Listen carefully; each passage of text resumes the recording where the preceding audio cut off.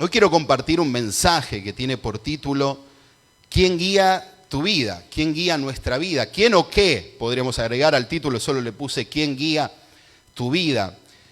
Pero la pregunta completa es ¿quién o qué guía nuestra vida? ¿No? Y pensaba, y por eso hago hincapié en la religiosidad, porque cuando uno va caminando sin Dios, cuando golpea, cuando toca fondo, tiene todavía esa sensibilidad, o podríamos decir, su corazón se hace sensible a la necesidad de Dios, porque se da cuenta que esa caída fue porque estaba sin Dios. Pero el que cree que está en Dios y está siendo guiado por Dios, pero no está en Dios, eso sí es peligroso. Amén. Eso sí es peligroso, porque muchas veces uno habla con personas que creen conocer a Dios, pero uno se da cuenta que por el fruto de su vida están caminando sin la guía del Señor. Y la Biblia es clara en cuanto al fruto. Amén.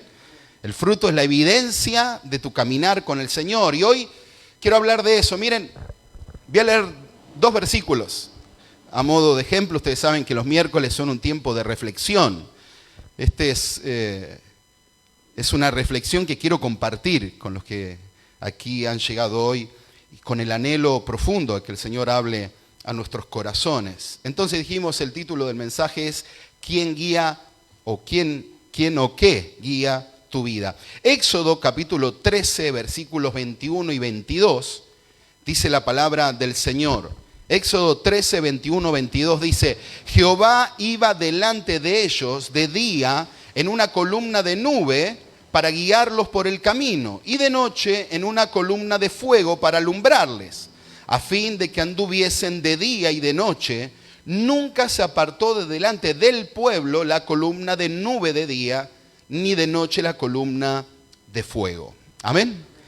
Oremos. Señor, te damos gracias esta tarde, como oramos al comienzo de la reunión en la que nos reunimos aquí para oír tu palabra.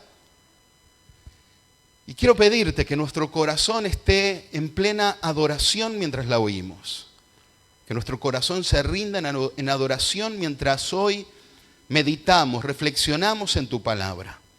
Que cada momento de esta reunión sea para adorarte, para ponerte en el primer lugar de nuestra vida, de nuestro corazón, de todo lo que somos. Te pido, Señor, que me permitas compartir esta reflexión, este tiempo de meditar en tus palabras con mis hermanos, y que pueda ser de edificación para la iglesia. Que sea tu Espíritu Santo quien convenza los corazones. Señor, en el nombre de Jesús te lo pido. Amén. Amén. Ustedes saben que en este texto del libro de Éxodo, como ustedes saben, el libro de Éxodo justamente trata de eso. Es el éxodo de Israel luego de la cautividad durante 430 años en Egipto. Estuvieron como nación esclavizados bajo el yugo egipcio durante 430 años, y Dios los libra de la esclavitud en Egipto. Luego, no voy a entrar en todos los detalles, pero luego de las plagas, el Señor, luego de tratar el Señor con el pueblo todavía en la esclavitud, en la salida, y con Egipto mismo, Dios trató con todos, hace salir a su pueblo. Y ustedes saben que salen con un propósito, y era que el Señor los llevara a la tierra prometida. Amén. Ahora, ese trayecto no duraba más de 7 días, bajo la obediencia a la guía del Señor. Y en esta porción de las Escrituras, en este momento de la historia de la liberación de Israel, están a punto de cruzar el Mar Rojo. Como ustedes saben, Dios abrió el Mar Rojo para que el pueblo de Israel cruzara en seco a través del Mar Rojo, y luego el ejército egipcio pereció en el Mar Rojo, inundado por las aguas. Ahora, antes de ese cruce, el Señor levanta en el caminar de esos cientos de miles o millones, podríamos decir ya, de judíos que salían de Egipto camino a la tierra prometida. El Señor levantó una columna de fuego durante la noche y una nube que les guiaba durante el día. Obviamente tenía varios propósitos, o por lo menos voy a detenerme en dos rápidos. El primero, como dice aquí el texto, noten que dice, Jehová iba delante de ellos de día en una columna de nube para guiarlos por el camino, y de noche en una columna de fuego para alumbrarles, a fin de que anduviesen día y noche. Entonces, ¿qué hizo el Señor? Levantó durante el día. Saben que caminar en el desierto bajo el sol no es fácil. Y imaginen, había mujeres, niños, hombres, y la verdad es que no sería fácil caminar en el calor abrasador del desierto sin que el sol fuera cubierto por una nube, y el Señor hizo eso, cubrió el sol, les protegió del sol con una nube. El Señor a través de eso les guiaba por el camino a la tierra prometida, les libraba del calor y les guiaba en el camino. Y por la noche, como ustedes saben, y si no lo saben, ahora lo van a saber, de noche baja mucho la temperatura en el desierto y hace frío. Entonces, de noche se levantaba esa misma columna de fuego, o no esa misma, sino otra columna, pero ahora de fuego, que les daba calor, les guiaba y además les alumbraba para que pudieran caminar por donde Dios les iba guiando. Y sabemos que el viaje a la tierra prometida no duró 7 días, duró mucho más, duró 40 años. Estuvieron 40 años como pueblo en el desierto. Ese camino que Dios tenía preparado para ellos bajo la obediencia se transformó en un camino muy largo donde toda una generación murió en el desierto a causa de la desobediencia, a causa de no seguir y caminar guiados bajo el cuidado, la soberanía y la instrucción de Dios. Amén. Y eso es a lo que quiero que hoy podamos, o quiero llevarlos y que juntos podamos reflexionar sobre lo importante de saber y discernir quién es el que guía nuestra vida o qué guía nuestra vida. Y miren, deberíamos preguntarnos eso claramente en el corazón y siendo fuertemente autocríticos con nosotros, porque si no nos respondemos correctamente esa pregunta, es probable que estemos caminando bajo la guía de otras cosas y estemos caminando en la dirección opuesta a Dios. Y eso hace que sobre nuestra vida pese el dolor, la pérdida de tiempo, la confusión, todo lo que causa la desobediencia. Amén. Entonces, para poder determinar, hay que examinar el corazón. ¿Cuántos saben que hay que examinar su corazón? Cada uno de nosotros debe examinarse. Debemos examinar. Ahora, ¿cómo nos debemos examinar? Luego va a ser uno de los puntos del mensaje, pero ¿a la luz de qué nos debemos examinar? Bueno, debemos examinarnos a la luz de la palabra, a lo que Dios demanda de nosotros como obediencia. ¿Cuántos saben que Dios es celoso? Dios no comparte su gloria. ¿Es Él o no es Él? ¿Es todo Dios o no es nada Dios? No puedo caminar 3 cuadras con el Señor porque hoy lo necesito, y cuando terminé de necesitar el favor de Dios, Señor, discúlpame, ahora voy a caminar unas cuadras, pero bajo mi soberanía, porque ahora ya volví a tomar el control. Miren,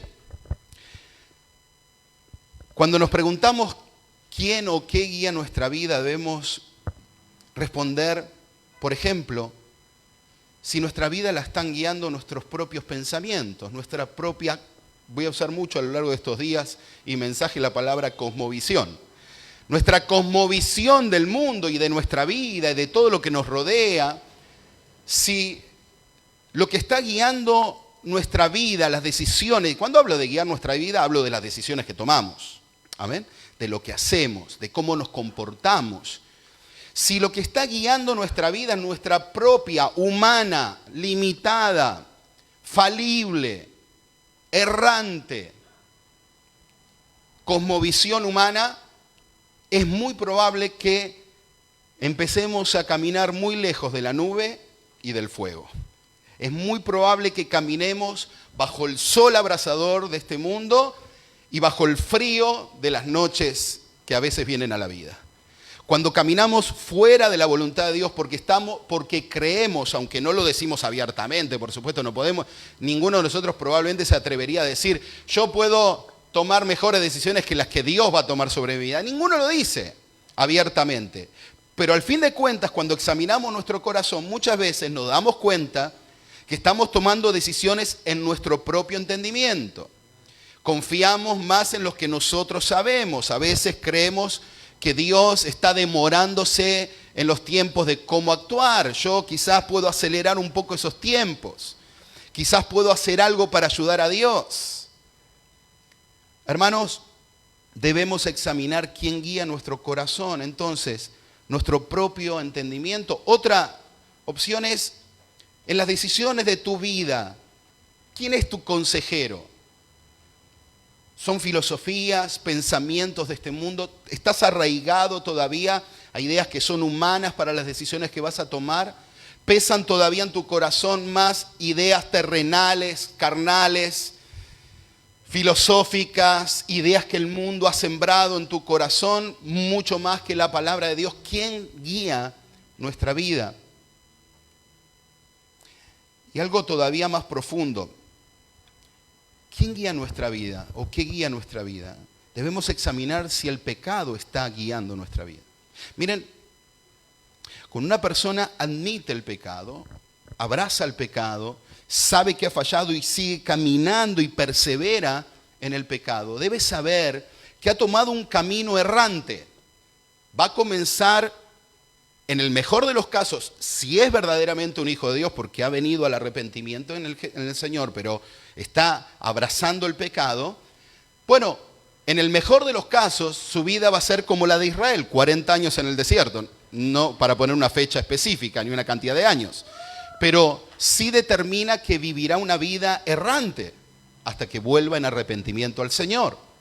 El pecado abrazado en el corazón, admitido, trae maldición, nos pone en una visión lejana del Señor. Y, como dije antes, la nube y el fuego de noche no solo tenía como propósito guiarlo, por supuesto que ese era el propósito central, sino que además tenía como propósito protegerles. Hermanos, aquel que ha puesto su fe en el Señor como Salvador, debe hacerle al Señor su Señor. Debe caminar bajo su cuidado y bajo su señorío. ¿Por qué? Porque si dejamos que cualquier decisión nos separe de Él, porque abrazamos nuestra idea carnal o pecaminosa que nos dio un momento de placer. Miren, hermanos, quiero, antes de ir a 3 puntos rápidos, detenerme por un momento en esto, porque es fundamental para el creyente. Hermanos, debemos huir del pecado. Amén. Debemos huir del pecado. El pecado trae maldición, el pecado nos seca. David en uno de sus salmos dice: mientras callé mis huesos envejecieron. El pecado te separa de Dios, te expone al calor abrasador y al frío que destruye. Y pensaba como analogía a este texto, cuando un creyente se ha separado del Señor y ha consentido el pecado en su vida y ha decidido practicarlo abiertamente, ¿no? Y no se arrepiente. Como analogía pensaba en ese frío de las noches del desierto. Ese frío que congela los huesos. Y para los creyentes creo que es una buena analogía. Saber que cuando caminamos guiados por nuestra carne pecaminosa y nos dejamos llevar por el pecado, con amor les digo, hermanos, huyamos del pecado. Volvamos a Cristo, porque ese frío es muy triste. Y aquellos que han pasado por ese frío y han vuelto al Señor saben de qué hablo. Aquellos que habían tomado decisiones en algún momento de su vida que le habían separado de la voluntad de Dios y habían abrazado el pecado, saben lo que implican esas noches frías. Y no hablo de temperatura, hablo del frío que se genera en el corazón. Pero a la vez, qué lindo es recuperar ese calor de la presencia del Señor en el corazón cuando uno vuelve. Cuánto amor uno encuentra en el arrepentimiento. Cuánto favor de Dios y gracia uno encuentra cuando su corazón es movido al arrepentimiento. Entonces, en esta pregunta, que es el disparador para reflexión, de quién guía nuestra vida, lo primero que quiero decirles, necesitamos examinarnos, examinar nuestro corazón, examinar nuestra vida a la luz de la palabra y someternos a la palabra como la única fuente para examinar el propósito de Dios en cómo Él espera que sus hijos vivan. ¿Amén? Pero pensaba, ¿cuáles son nuestras nubes y nube durante el día y columna de fuego en la noche para los creyentes? Porque nosotros ya no somos ese antiguo pueblo y somos el nuevo pueblo del Señor, el nuevo Israel, somos la iglesia. ¿Cuál es la columna de fuego y la nube que el Señor le ha dado como guía, como protección a su pueblo? Bueno, este es el primer punto de esta reflexión. Hermanos, el Señor nos ha dejado su palabra como guía para nosotros. Hermanos, uno de los privilegios de ser un hijo de Dios, uno de los privilegios de que el Señor se nos haya revelado, porque por un lado está la gracia salvadora del Señor. Él nos ha salvado, Él ha hecho toda la obra, pero Él no solo nos salva y nos da la vida eterna, además nos equipa con su favor. Porque, miren, imaginen si solo fuera la gracia salvadora y sea solo que uno confía en el Señor como salvador de su vida, se arrepiente de sus pecados, pone su fe en el Señor y ese día uno muriera a este cuerpo y automáticamente fuera al cielo a la presencia del Señor. La verdad es que no necesitaríamos un manual de instrucción para vivir mientras estamos en esta tierra, ya no haría falta. Pero el Señor no obra de esa forma. Amén. El Señor nos ha dejado una guía, un mapa claro, nos ha dejado su columna de nube y de fuego para que podamos caminar guiados por Él, sensibles a su guía, para no trastabillar en el camino, para no andar errantes 40 años en el desierto, para caminar en su voluntad y para vivir bien. ¿Cuántos dicen amén? Miren, hermanos, para vivir bien hay que ser obediente a la voluntad de Dios y caminar confiado bajo su nube de fuego y su nube durante el día. Su columna de fuego y su nube durante el día. Miren, la palabra de Dios, el Salmo 119, 105. Dice, lámpara es a mis pies tu palabra y lumbrera a mi camino. La palabra de Dios es clara y vean claramente, ¿no? El ejemplo de la columna y la nube. Salmo 119, 105. Lámpara es a mis pies tu palabra y lumbrera a mi camino. Hermanos, el Señor nos ha dejado toda la luz que necesitamos para ya no caminar en oscuridad.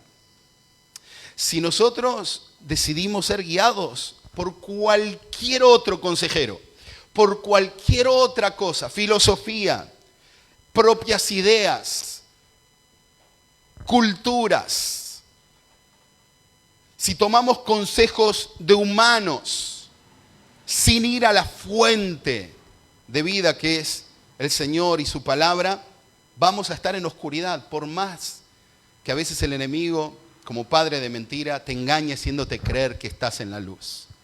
Si no estás caminando alumbrado por la palabra, hermano, quiero ser determinante en esto. Y tómalo como consejo para tu vida. Si no caminás guiado por la palabra, si no caminás aconsejado por la palabra, estás caminando en oscuridad por más que te parezca que salió el sol. No. Si el sol por un tiempo, escuchen esto, si el sol por un tiempo sigue saliendo, aunque estás caminando fuera de la voluntad de Dios, quiero decirte, eso se llama, como dije antes, gracia común. Miren, muchas personas blasfeman contra Dios, rechazan a Dios y nunca en su vida rendirán su corazón al Señor. Sin embargo, hoy ha salido el sol para ellos, ¿o no?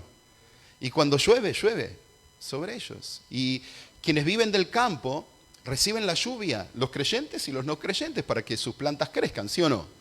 Bueno, eso es gracia común, porque el Señor todavía en este tiempo de paciencia, de tolerancia hasta su regreso, cuando se acabe ese tiempo y todos pasemos por el juicio, mientras todavía transcurre ese tiempo. Esa gracia común es visible. Si la gracia común del Señor sobre la humanidad fuera quitada, ¿cuántos saben que el mundo es un caos? ¿Es un caos o no es un caos el mundo? Bueno, imagínense si Dios quitara su gracia común. Se desataría un vendaval de violencia mucho más cruento que el de hoy. No habría ningún tipo todavía de principio ni valor que sostenga el mundo. Todo sería el fin. Sin embargo, todavía existe esa gracia común del Señor por la que les abro mi corazón. Yo no sé si ustedes lo hacen, pero yo les doy tantas gracias a Dios por esa gracia común. Todos los días, cuando salgo y... Miren, les cuento una breve anécdota. Y yo pensaba, en un momento que salí con el auto, vi como una mujer cruzando mal la calle. No vio que atrás del colectivo venía un auto y yo desde adentro del auto la tenía lejos. Me salió el grito yo estando adentro del auto. ¿Vieron esas situaciones donde hasta haces el amague como querer agarrarla? No sé si les pasó alguna vez.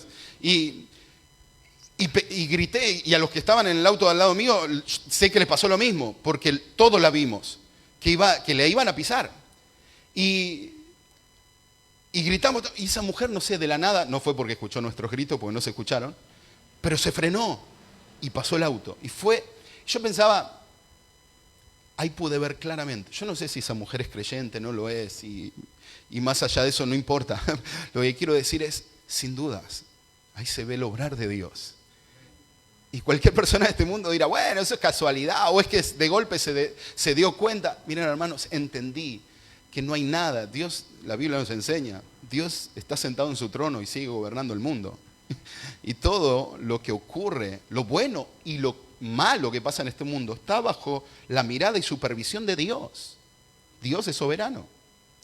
Y veía eso y después iba manejando todavía con las piernas medio temblorosas, porque me costaba hasta apretar el embrague, se me habían, parecían dos flanes las piernas. ¿Vieron cuando vivo un momento así que iba pensando y decía, Señor, gracias por esa gracia común que todavía opera, se ve tu mano todavía, Señor.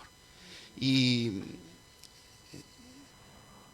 yo pensaba muchas veces, los creyentes olvidamos la fuente de la guía del Señor. Olvidamos su lámpara, su lumbrera. Comenzamos a desobedecer a ella. Y quizás a veces pensamos que, bueno, hoy todavía el sol salió. Y creemos que podemos todavía estirarla un poco más, lejos de la columna de fuego y de nube del Señor. Miren, hermanos, es importante entender, y Jesucristo mismo lo dijo, no tentarás al Señor tu Dios. No debemos tentar a Dios. Debemos volver rápidamente a buscar la fuente que guía nuestras vidas. Lo único que va a alumbrar tu camino genuinamente es la palabra. Amén.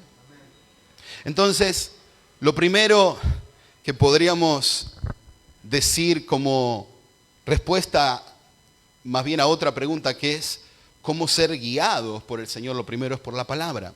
Amén. Lo segundo es sometiéndonos profundamente a la guía y autoridad del Espíritu Santo. Todos aquellos que han recibido en su corazón, han puesto su fe en Jesucristo como Salvador, como dije antes, deben hacerlo su Señor. ¿Qué implica? ¿Saben qué implica que el Señor sea tu Señor? Que el Señor sea la máxima autoridad de tu vida, el soberano de tu vida, y todo lo que Él dice es amén. Amén. Sin cuestionamientos. Dios dice, yo simplemente obedezco. Qué bueno es vivir. Hermanos, necesitamos entender que el Señor nos bendice grandemente cuando estamos sometidos a su soberanía. Sin cuestionamientos, sin rebeldías. Las rebeldías, y vuelvo porque una y otra vez no voy a llevarlos como ejemplo para reflexión a Israel. Israel una y otra vez se rebeló contra Dios y pagó las consecuencias de su rebelión. Lean las Escrituras, lean el Antiguo Testamento, lean a los profetas, lean el libro de Éxodo. Lean el Pentateuco, lean cada detalle de la palabra y van a ver ese trato lleno de amor del Señor para que una y otra vez su pueblo volviera en arrepentimiento a ponerse bajo la luz de la palabra del Señor. Pero sobre todas las cosas, por supuesto, bajo la autoridad de Dios, sometidos al señorío de Dios. Nosotros como iglesia hoy debemos estar sometidos al señorío de Cristo. Y muchas veces se predica equivocadamente esto, porque se predica al Señor muchas veces como Salvador y eso está muy bien, es el único Salvador. No hay otro camino al Padre, amén. Jesucristo es el camino al Padre, no hay otro camino, no hay manera de ser salvo. No vas a ser salvo por tus obras, no vas a ser salvo por más bueno que seas, no vas a ser salvo por el que puedas comprarlo con dinero la salvación, ni porque hagas toda la beneficencia del mundo y seas el hombre más altruista de la tierra. Eso no te va a dar la salvación. Lo que te va a dar la salvación es Jesucristo. Ahora, si yo solo presento la gracia salvadora de Cristo, pero no hablo del Cristo de la Biblia, que es el Señor de todos los que son su pueblo, de su iglesia, estoy predicando un evangelio equivocado. Porque Jesús nos salva, Él nos llama, nos santifica para la salvación, pero luego nos hace caminar bajo su señorío. Y dice la palabra que el que permanece en Él debe vivir como Él anduvo. El que permanece en Cristo, dice eso la palabra. El que permanece en Cristo debe andar como Él anduvo. Amén.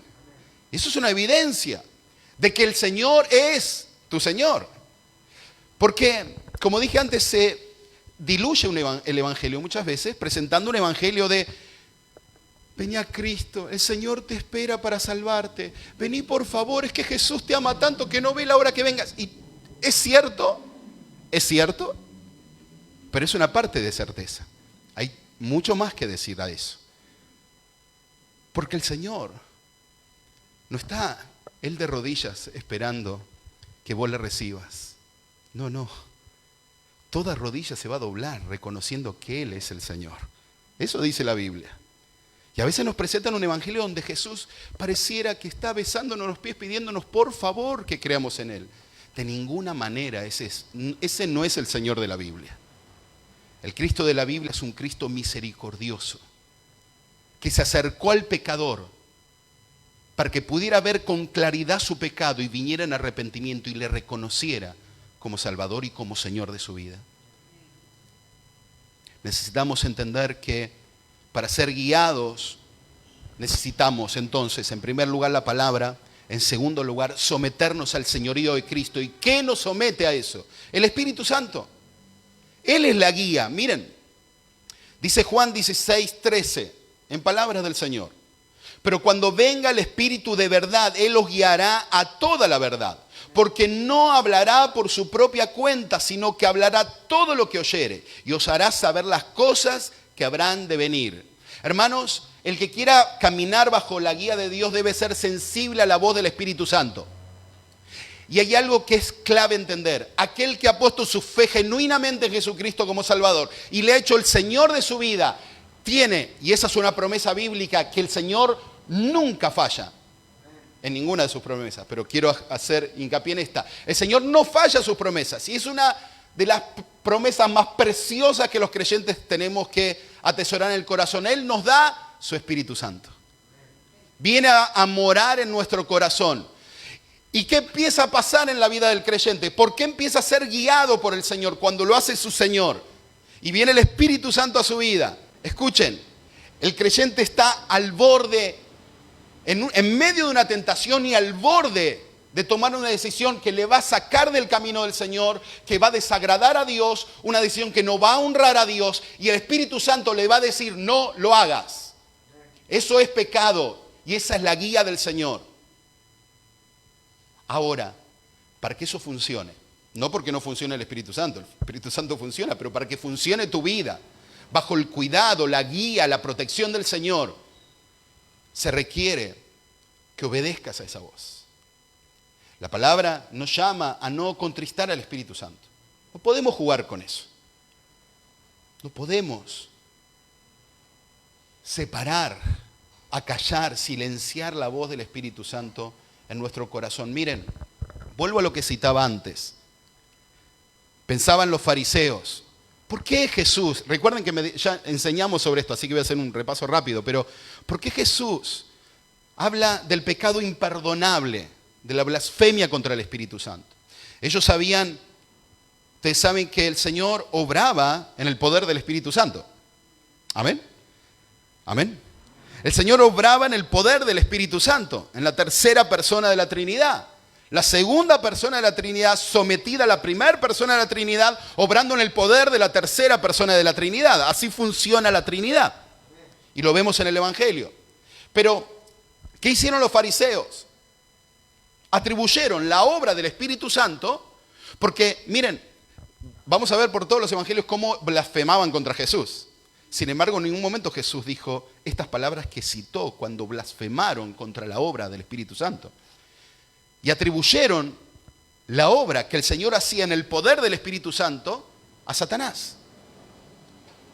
Y eso indicó que el corazón de esas personas se había endurecido tanto que ya no iban a arrepentirse. Ya no iba a haber arrepentimiento. ¿Por qué? Porque no estaba el Espíritu Santo ya operando en el corazón de esas personas. Y si una persona es movida al arrepentimiento, si una persona viene a Cristo, todos nosotros, los que hemos puesto genuinamente nuestra fe en Jesucristo como Señor y Salvador, no lo hicimos por motu propio. Yo sé que reitero esto, pero es importante entenderlo. Fue porque el Espíritu Santo hizo la obra. Él regeneró tu corazón para que puedas creer. Si no, nunca, ni vos ni yo hubiéramos creído. No hubiéramos hecho eso.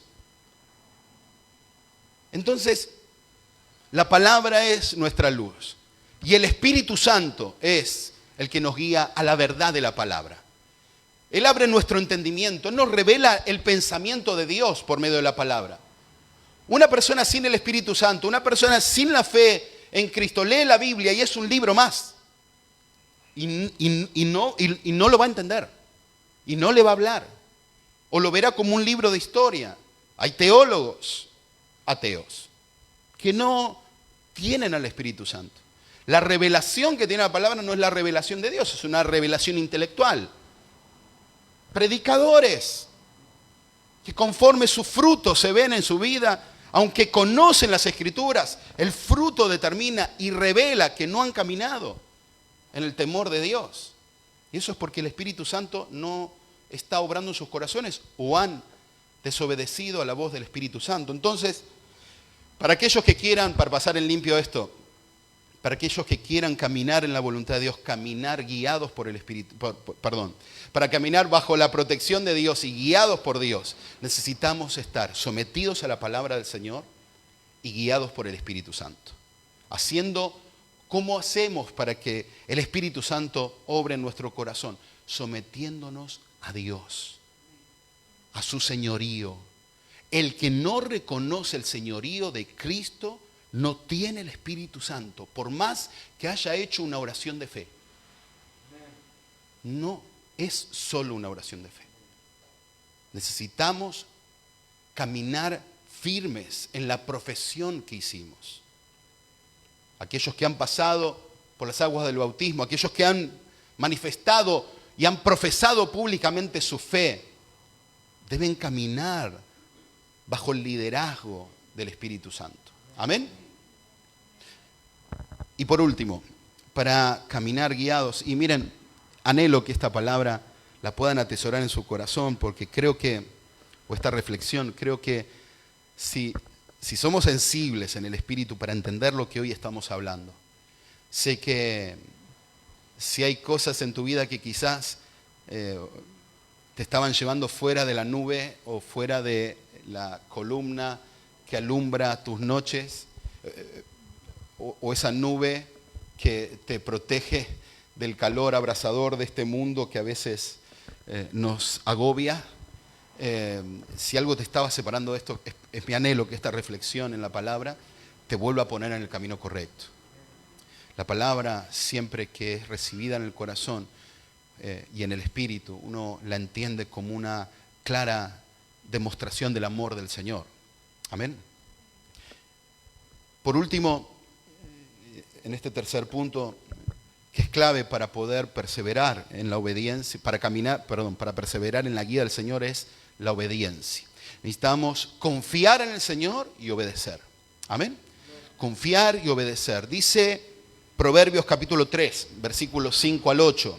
Fíate de Jehová de todo tu corazón y no te apoyes en tu propia prudencia. Reconócelo en todos tus caminos y Él enderezará tus veredas. No seas sabio en tu propia opinión. Escuchen esto. Teme a Jehová y apártate del mal, porque será medicina a tu cuerpo y refrigerio para tus huesos. Amén. Miren, hermanos, para obedecer, vamos a armar toda la progresión. Para obedecer a Dios, necesitamos confiar en Dios. Y para confiar en Dios, necesitamos conocer a Dios. Y de ahí viene esta reflexión de hoy. Porque estamos orando, clamando al Señor, conocerle más. Porque cuanto más le conozco, más le amo. Cuanto más le amo, más confío. Y cuanto más confío, más le obedezco. Ahora, si yo no confío en el Señor, por eso el orden correcto en el que lo plantea Salomón en Proverbios es perfecto. Dice, fíate de Jehová con todo tu corazón y no te apoyes en tu propia prudencia, en tu propia inteligencia, no te apoyes en tu propio saber. Es porque necesitamos confiar en el Señor primero, porque si realmente no confiamos en el Señor, no le vamos a obedecer. Y vamos a obedecer a nuestros impulsos. Y yo no sé cuántos de ustedes les ha resultado seguir o obedecer a sus instintos o a sus impulsos. Normalmente, por lo menos en mi caso, las veces que di lugar a mis instintos o a mis impulsos o a mi propia prudencia o lo que yo creía que era conveniente, normalmente le pifié, erré. ¿Y saben qué? Pecar. ¿Saben cuál es el significado de pecado? Errar al blanco. Y la verdad es que cuando tomamos decisiones en nuestra propia prudencia, pecamos, porque erramos inevitablemente, porque tenemos que entender que todas las decisiones que tomamos nosotros en nuestro propio entendimiento están tomadas desde una mente caída. El ser humano está caído por el pecado, estamos fallados por el pecado. Y todas las decisiones que tomemos están arraigadas en una naturaleza caída, no una naturaleza santa. ¿Amén? Entonces, necesitamos confiar en el Señor y luego obedecer. Obedecer a todo lo que Él nos diga. Miren, quiero decirles algo. Citando el primer punto, que es obedecer a la palabra, y citando el segundo, que es someternos a la guía del Espíritu Santo. Miren, aquí están las respuestas para todas las preguntas que surjan ahora, mañana y en el último día de tu vida. Todas las preguntas que surjan, todas las respuestas están en la palabra del Señor. Todas, absolutamente. Cuando te preguntes cómo debe ser tu vida, qué decisión tomar, créeme, la respuesta va a estar ahí. Ahí va a estar la respuesta. Y nadie te va a dar una mejor respuesta. Porque ahí vas a encontrar una respuesta inerrante. La Biblia es inerrante. Amén. Estamos a días del 31 de octubre en el que celebramos o recordamos la Reforma Protestante y una de las 5 solas que progresivamente se fueron armando conforme pasó la historia luego de aquel 1517, una de las solas es sola Escritura, es solo la palabra de Dios. Es una de las bases de lo que creemos. Amén. Solo la palabra, esa es la única fuente inerrante. Entonces, miren, si tenemos preguntas, hay decisiones que tomar y estás confundido, estás desorientado, y las decisiones que vas a tomar aún desorientado, las pensás tomar igual, quiero decirte, reflexiona hoy, volvé a la palabra, porque va a cerrar al blanco. Volvé a la palabra, sola Escritura, solo la palabra del Señor. Pero les decía, miren hermanos, para confiar en el Señor hay que conocerle. Y cuando le conocemos, y debemos seguir orando por eso, confiamos. Y cuando confiamos, el creyente que verdaderamente confía en el Señor es obediente a la palabra. Porque no le importa el precio que tenga que pagar en este mundo. No le importa lo que digan. No le importa que lo dejen aislado, metido en una cárcel o que lo amenacen de muerte. Sabe que Él tiene un solo objetivo primordial por encima de todo, y es obedecer a Dios. Escuchen esto. A la iglesia del primer siglo, a la iglesia de los apóstoles, ahí en el libro de Hechos van a encontrar que los encarcelaban y le decían, los castigaban y le decían, vayan, pero no prediquen más, no hablen más de Jesús. ¿Qué hacían? Salían y predicaban de Cristo. Y los volvían a apresar. ¿Y qué le dijimos? ¿No le dijimos no prediquen más? Y la respuesta de los apóstoles era clara. ¿A quién vamos a obedecer? ¿A Dios o a los hombres? Bueno, mira, tu tarea es matarnos o castigarnos por predicar. Bueno, hacela, esa es tu tarea. Nuestra tarea es obedecer a Dios. No dejes de hacer tu tarea. Yo tengo que hacer la mía. Al César lo que es del César. A Dios lo que es de Dios. Así funciona la vida del creyente. El creyente es obediente más allá del precio que tenga que pagar. Pero además, el creyente que es obediente pone por delante estas verdades. No seas sabio en tu propia opinión. Teme a Jehová. Si tenés tu Biblia abierta y si no, luego hacelo, subrayá. Teme a Jehová. Y lo segundo que tenés que subrayar es apártate del mal. Hermanos, noten la promesa que hay detrás de ser temeroso de Dios y apartarse del pecado, apartarse del mal. Dice, porque será medicina a tu cuerpo y refrigerio para tus huesos. Aquel hijo de Dios que ha perdido ese temor de Dios, que está caminando fuera de la voluntad del Señor y ya el corazón ha ido endureciéndose y no teme del Señor, al igual que dijo David y como dije yo antes, los huesos se secan. Su vida empieza a apagarse porque ya no tiene la luz de su vida. Porque Cristo es su luz. Y sin esa luz se apaga. Sin embargo, cuando uno es temeroso del Señor y por obediencia rechaza el mal, por más que pudiera causarle placer en esta tierra, o pudiera, haciendo el mal y pecando, ganarse el favor de alguien de este mundo, sabe que el único que puede traer medicina a su cuerpo y refrigerio para sus huesos, y eso se refiere al interior, el único que le puede vivificar cuando está ese vacío en el corazón, el único es Dios. Y hermanos, miren, esto es claro, sin obediencia no hay bendición. Sin obediencia no hay bendición. Y me encantaría, siempre digo esto, miren, me encantaría sonar más bueno que Dios y decirle, ay hermano, yo te entiendo, Dios te va a bendecir igual. No, hermanos, mentiría. No van a encontrar en ningún momento de las Escrituras Dios bendiciendo la desobediencia. Dios no es mentiroso. Dios no se contradice a sí mismo. Hermano, confía y obedece al Señor. Sé temeroso de Dios. Cuando vas a tomar una decisión, escúchame bien, cuando estás caminando en algo de tu vida donde no encontrás la salida, te toca orar, buscar en la palabra y confiar en el Señor y en sus promesas. Y tu parte es simplemente la de la obediencia. Sé obediente a la palabra, sé obediente al Espíritu Santo. Te toca esa parte, sé temeroso de Dios. Hermanos, no tentemos a Dios con desobediencia. Vivamos fieles al Señor. Seamos sabios para correr en humillación cuando estamos tomando decisiones que están trayendo muerte a nuestro interior. Seamos sabios para correr y alejarnos del mal. Apártate del mal, dice la palabra. No dice, bueno, fíjate cuando puedas salir. Dice, apártate, es en tono imperativo, apártate del mal.